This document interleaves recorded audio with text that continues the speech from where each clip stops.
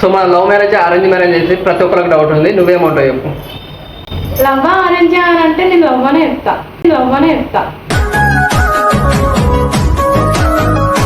1 month love చేసుకున్నాం.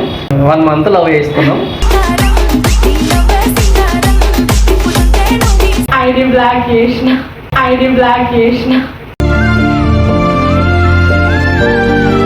నా number black చేసింది. నేను నంబర్ బ్లాక్ చేసింది. ఇన్స్టా ఐడి బ్లాక్ చేసింది. ఇన్స్టా ఐడి అయితే చేసిన.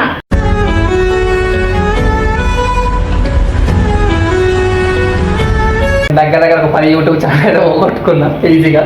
రీసెంట్గా ఫారెన్కి వచ్చినప్పుడు యూట్యూబ్ ఛానల్ ఏంటది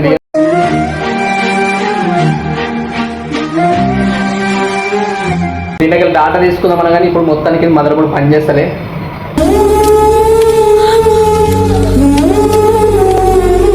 హే నమస్తే దోస్తులు, అందరూ ఎట్లా అంత మంచినా. ఈరోజు వీడియో దీనికి కారణం ఏంటంటే, సో చాలా మందికి ఉన్న డౌట్ ఏంటంటే, నేను ఎంత సడన్గా పెళ్ళి ఎందుకు వేసుకున్నా, సో నేను ఫారెన్ వెళ్తా అని చెప్పి ఇంటికి వచ్చి మ్యారేజ్ చేసుకోవడానికి కారణం ఏంటి, సో నేను మా చెల్లె పెళ్ళికి అని చెప్పి ఇంటికి వచ్చినా కదా ఇండియాకి, వచ్చినాక నేను సడన్గా పెళ్లి చేసుకోవడానికి అసలు రీజన్ ఏంటి అనేసి చాలా మందికి డౌట్ ఉంది. సో ఈ వీడియోలో ప్రతి ఒక్కరు క్లారిటీ ఇస్తాను అనుకుంటున్నా.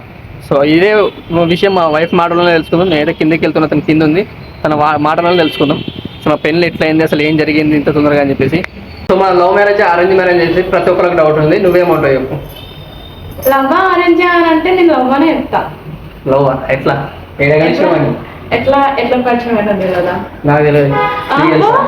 నాకు తెలిసి ఎలా పరిచయం అయినా స్టార్టింగ్ నువ్వు పానికి వచ్చేటప్పుడు ఇన్స్టాలో మెసేజ్ చేసినావు. ఓకే, ఇన్స్టాలో మెసేజ్ అట్లానే చాటింగ్ కంటిన్యూ అయింది. 1 month లవ్ చేసుకున్నాం.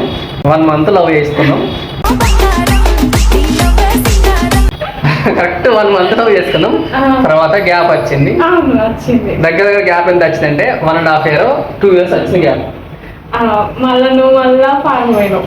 2 years గ్యాప్ వచ్చినాక ఫారెన్ పోయి మళ్ళా రిటర్న్ వచ్చిన మా చెల్లె పెళ్లి కానీ ఎమర్జెన్సీలా. మా చెల్లె పెళ్లి కాదు, నా బర్త్డే అప్పుడు వచ్చినావు. నా బర్త్డేకి వచ్చినావు.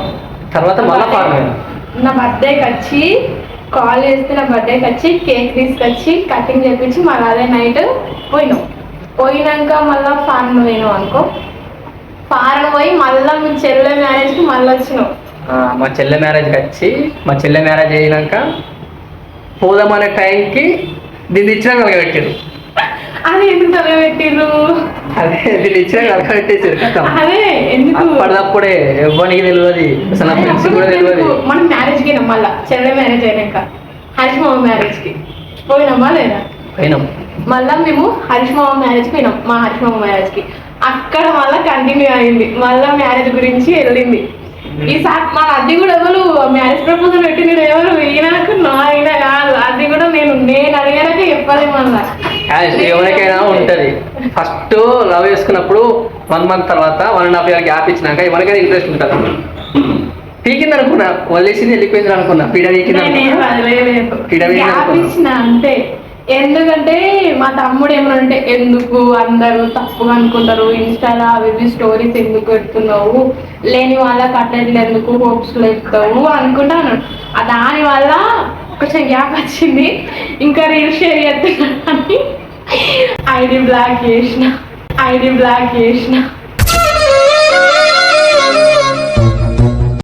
నా ఐడి బ్లాక్ కాదు, నా నంబర్ బ్లాక్ చేసింది.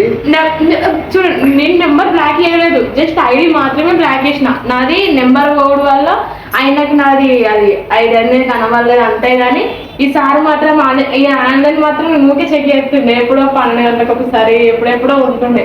నైట్లోనే ఎక్కువ ఉంటుండే. ఇంకా ఆ నైట్లో ఏం చేస్తుండే నాకు అర్థం కాకపోతుండే. నా నంబరు బ్లాక్ చేసింది. నేను నంబర్ బ్లాక్ చేసింది. ఇన్స్టా ఐడి బ్లాక్ చేసింది. ఇన్స్టా ఐడి అయితే చేసిన.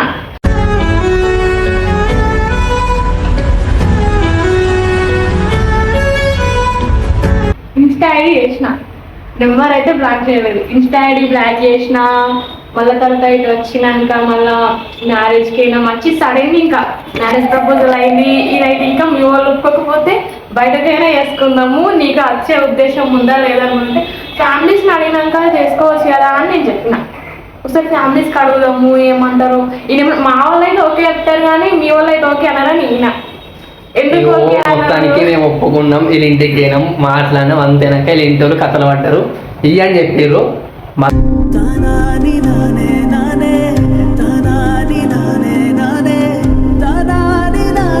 మళ్ళా ఈ కేసు మాట్లాడితే మా అమ్మమ్మ వచ్చింది, మా అమ్మమ్మ వీళ్ళ ఇంటికి పోయి మాట్లాడింది. మాట్లాడినాకనే చెప్తే ఫోన్ అంటే మా డాడీతోని కాదు అన్నాడు. ఎందుకంటే మనీ కొంచెం ఇబ్బంది ఉంది, ఇప్పుడు నాతో కాదు పెళ్ళంటే ఆయన మేమేమనుకున్నామంటే ఎంగేజ్మెంట్ చేసుకొని ఒక 1 year గ్యాప్ ఇచ్చుకొని తర్వాత పెళ్లి చేసుకుందామని మేము అనుకున్నాం. కానీ ఇంత సడన్ గా ఇట్లా అయిపోతుందని అస్సలు అనుకోలే. పెళ్ళయింది, 1 month ఇంటికాడ ఉన్నా, తీసుకొచ్చి హైదరాబాద్ పడేసారు. ఇప్పుడు సుక్కలు చూస్తున్నా అంటే డ్యూటీలు చేయలే. ఫారెన్ పోతాంటేమో అర్థం అని చెప్పేసి హైదరాబాద్ పంపించారు. సో హైదరాబాద్లో మనకు ఉన్న పరిస్థితి ఎట్లుంటో తెలిసే కదా. సో అందుకే ఆగమాగా పెళ్ళి అయిపోయింది. మా చెల్లె పెళ్ళికి వచ్చి ఎమర్జెన్సీలో చాలా మంది అడిగారు ఇదే క్వశ్చన్, ఇంటికేను మీ చెల్లె పెళ్ళికి మళ్ళీ వస్తాను ఎందుకు రాదని చెప్పేసి. సో ఇదే రీజన్. అనుకోకుండా వచ్చినా మేము అనుకోకుండా మ్యారేజ్ చేసుకున్నాం. సో ఇప్పటికైతే సెట్ అయింది. సో ఫ్యూచర్లో వస్తే రావచ్చు మళ్ళీ ఫారెన్ అనుకుంటున్నాం, చెప్పలేం. కాకపోతే ఇక్కడనే ఉండి ఇట్లే యూట్యూబ్ అనేది కంటిన్యూ అవుతామని చెప్పి అనుకుంటున్నా. సో మీ అందరు సపోర్ట్ చేస్తే ఇట్లే మళ్ళీ కంటిన్యూ వీడియోలు చేస్తామని చెప్పేసి అనుకుంటున్నా. సో అందరికీ తెలిసిందే కదా, నా ఇన్స్టాగ్రామ్లో ఒకప్పుడు చాలామంది సపోర్ట్ చేశారు. సో ఇప్పుడు అంతా నా రీచ్ అయితే పడిపోయింది. నేను అప్పుడు ఫారెన్ వీడియోస్ ఎక్కువ చేసిన, రీచ్ అనేది పడిపోయింది. ఇప్పుడు ఇండియాకి వచ్చినాక రీచ్ అనేది పడిపోయింది, మధ్యలో యూట్యూబ్ పోయింది, మళ్ళా కొత్తది చేసినాం.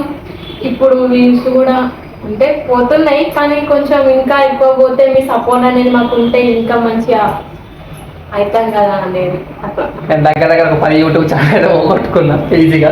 రీసెంట్గా ఫారెన్కి వచ్చినా కూడా యూట్యూబ్ ఛానల్ పోయింది, అది వేరే ఛానల్ ఉండే. సో అది కూడా పోయింది.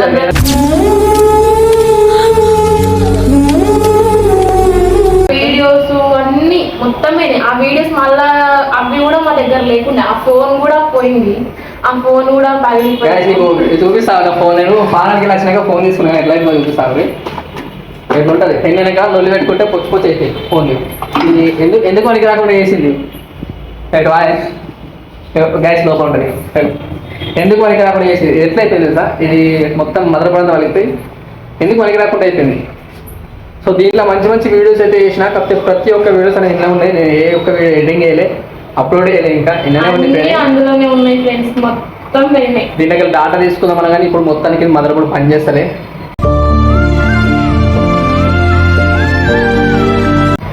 చూద్దాం, ఒకవేళ రిపేర్ అయితే ఇట్లా దీంట్లో ఉన్న వీడియోస్ అయితే అప్లోడ్ చేస్తాను.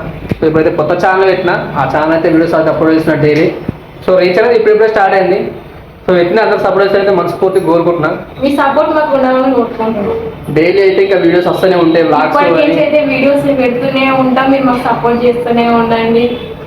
ఫ్రెండ్స్ అయితే డైలీ అయితే కంటిన్యూ ఒక 1 weekలో ఒక 3-4 వీడియోస్ అయితే వస్తాయి, లాంగ్ వీడియోస్.